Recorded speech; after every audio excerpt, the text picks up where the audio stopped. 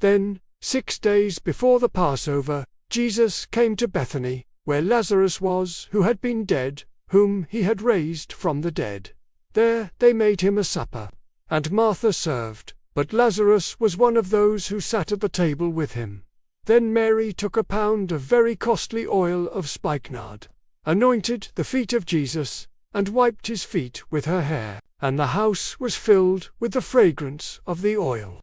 But one of his disciples, Judas Iscariot, Simon's son, who would betray him, said, "Why was this fragrant oil not sold for 300 denarii and given to the poor?"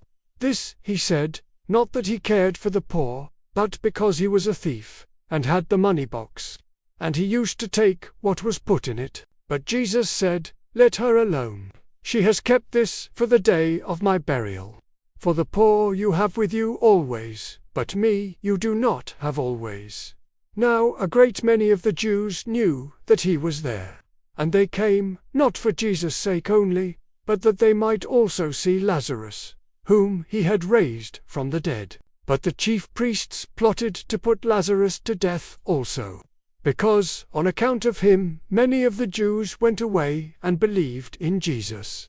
The next day a great multitude that had come to the feast, when they heard that Jesus was coming to Jerusalem, took branches of palm trees and went out to meet him, and cried out, "Hosanna, blessed is he who comes in the name of the Lord, the King of Israel." Then Jesus, when he had found a young donkey, sat on it, as it is written, "Fear not, daughter of Zion.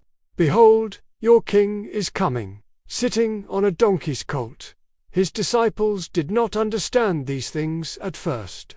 But when Jesus was glorified, then they remembered that these things were written about him, and that they had done these things to him. Therefore the people, who were with him when he called Lazarus out of his tomb and raised him from the dead, bore witness.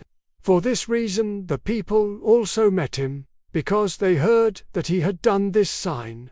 The Pharisees therefore said among themselves, "You see that you are accomplishing nothing. Look, the world has gone after him." Now there were certain Greeks among those who came up to worship at the feast. Then they came to Philip, who was from Bethsaida of Galilee, and asked him, saying, "Sir, we wish to see Jesus." Philip came and told Andrew, and in turn Andrew and Philip told Jesus.